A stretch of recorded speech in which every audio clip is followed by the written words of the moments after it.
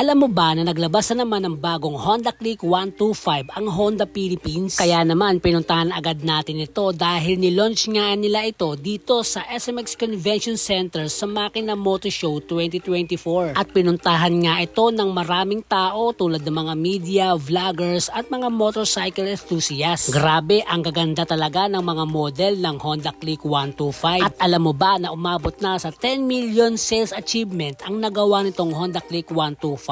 Ganun katindi ang the game changer na ito. Dahil nga sa 125cc category ng mga motorsiklo, ito nga ay liquid cooled na. Kaya naman gustong gusto ito ng mga tao. Komportabling sakyan at matipid pa sa gasolina. Meron nga itong dalawang variant, ang standard at ang special edition. Ang tawag nga sa kulay na ito ay Pearl Arctic White. Ito nga ay combi brake pa rin at mapapansin nga natin sa side nito ay meron nga siyang sticker dito sa may bandang itaas at dito rin sa may bandang gilid. At kapansin-pansin nga din ang kanyang pagka-glossy white kaya naman kumikinang siya kapag ginatamaan siya ng liwanag ng ilaw. Ganito naman ang itsura ng kanyang sticker na may combination ng black, white at may pagka-light brown. At kapag inikutan pa nga natin ito, makikita natin dito yung combination ng glossy white at ng glossy black dito sa may bandang taillight. At kulay black pa rin yung kanyang grab bar. Kapag pupunta naman tayo sa may bandang manibela, ito yung glossy white niya and then matte color at glossy black naman dito sa may bandang gitna. At ayan nga ang itsura nitong Honda Click 125 with a combination of the color black and white. Mapapansin naman natin dito yung kanyang pagka-glossy gray at combination ng glossy black, pero ang tawag nga sa kulay na ito ay Pearl Silvestris Gray. Pares nga ito ng sticker sa kabila nung pinakita ko sa inyo dahil nga standard version pa rin ito. Syempre combi brake pa rin at mapapansin nga natin sa sticker na to yung mating CAD na kulay orange niya. Combination ng glossy gray at glossy black sa bandang taillight at pagdating naman sa harapan mapapansin din natin dito matte color, glossy black sa gitna at sa may itaas naman ay glossy gray pa rin. Ito nga yung looks niya sa may bandang right side at iikutan nga natin ito sa left side, makikita nga natin dito. Ganito naman ang itsura niya. So maganda pa rin, di ba? Ang ganda ng combination ng kulay niya. At sa harapan naman ay ganito naman. So kitang-kita natin dito. Dito naman makikita natin dito yung pagka-glossy black niya. Pero ang tawag nga sa kulay nito ay Obsidian Black Metallic. Standard version pa rin ito. Naka-combi brake at mapapansin nga natin dito yung linings niya na kulay yellow-green. At base nga sa observation natin ay bukod nga sa combination ng color ay nagbabago din yung mga linings ng mga stickers nila. Kaya kung trip mo yung all black color na may pagka-glossy ay saktong-sakto itong kulay na ito. At makikita mo nga dito yung mga pagkakaiba nila. Dito nga sa may bandang gitna, glossy siya, matte, and then sa may bandang harapan ay glossy pa rin yung kanyang kulay. Ganito naman ang itsura niya sa right side sa harapan. Makitang-kita nga natin dito yung pagkabangis ng kanyang mukha at pag inikutan pa nga natin ito yung kanyang taillight, black yung grab bar at yung sa left side niya, ganito ang itsura. At ito naman yung pinakamukha niya. O diba, napakaangas din. Meron pa tayo ditong tatlong bagong kulay. Itong lineup na to, ito na yung tinatawag nilang special edition. So ano nga bang mga special dito? Panoorin mo at makinig ka para malaman mo. Pagdating nga sa kulay niya, glossy gray with a combination of glossy black. Pero ang tawag nga nila dito ay Pearl Silvestris Gray. Pagdating nga sa kanyang sticker, napansin ko agad na medyo nagbago na yung sticker niya compared dun sa mga standard version. Kaya madali natin itong makikilala. New color, matte brown na rin ang mugs nito. At sa may bandang likod naman, iba na rin ang itsura ng kanyang sticker. At ang kulay nga nito ay glossy gray with a combination of glossy black.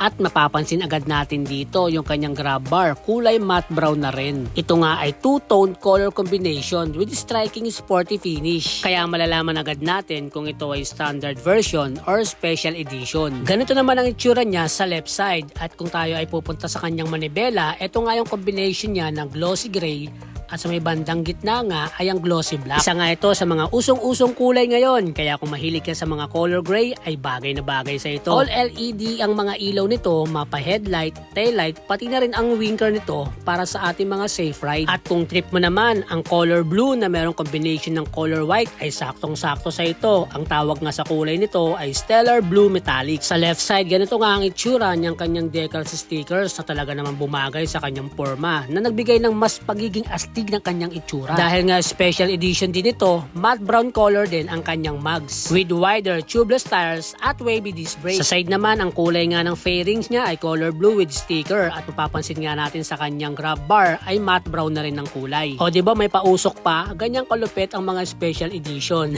Glossy blue, glossy white at matte brown sa kanyang grab bar. Tulad nga ng gray at yung red sa dulo. Syempre lahat nga ito ay naka-digital panel at ang color nga nito ay glossy blue and then matte white naman sa may bandang gitna and then matte black. Ganito nga ang itsura niya sa may right side at kapag tinignan nga natin sa malayo at masasabi ko nga na maganda rin ang combination na ginawa nila dito. Ang astig, di ba? Ngayon naman silipin naman natin yung kulay pula na nandito. So ito nga ay napansin ko na medyo matte color yung kulay niya. At ang first impression ko nga dito ay mas nagandahan ako sa pagkakakulay nito. Dahil nga nag-iisa lang siya na matte metallic compare dito sa Pearl Sylvestre Gray at Stellar Blue Metallic. At ang pinakatawag nga sa kulay na ito ay Matte Fiery Red Metallic. Kita nga natin sa side na to na mas malakas yung dating niya dahil nga yung combination ng color niya, may linings pa siya rito na kulay orange. Matte brown din ang color ng kanyang mugs at ang combination nga ng kanyang fairings ay matte red at matte black. Ito nga itsura ng kanyang sticker sa may gilid, matte black, matte red, matte black at yung kanyang grab bar ay matte brown. Kaya naman ang ganda ng combination na ginawa dito from mugs, fairings, pati na rin sa kanyang grab bar. O diba kompleto? Pagdating nga sa kanyang manibela, ito nga yung matte red color with a combination of matte black sa gitna.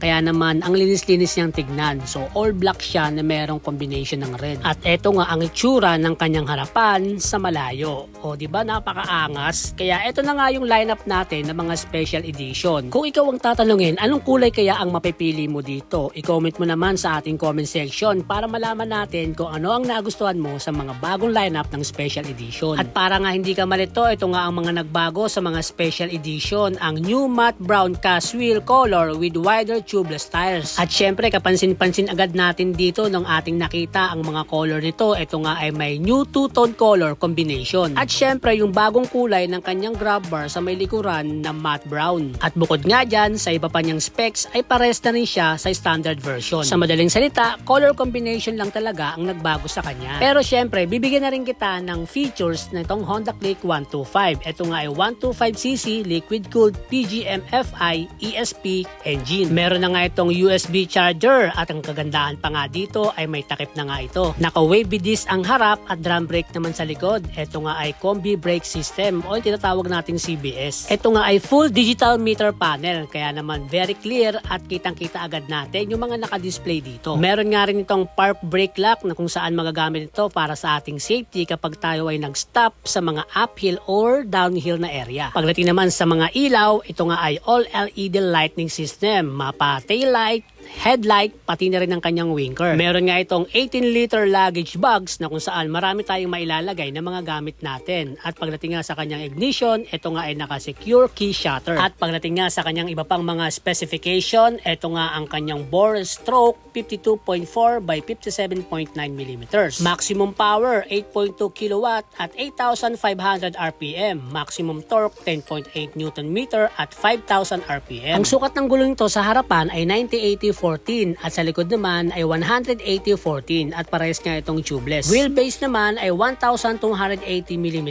Overall dimensions 1,918 by 679 by 1,066 mm. Ang carb weight naman ito ay 112 kg. Seat height meron tong 769 mm. Ground clearance 131 mm.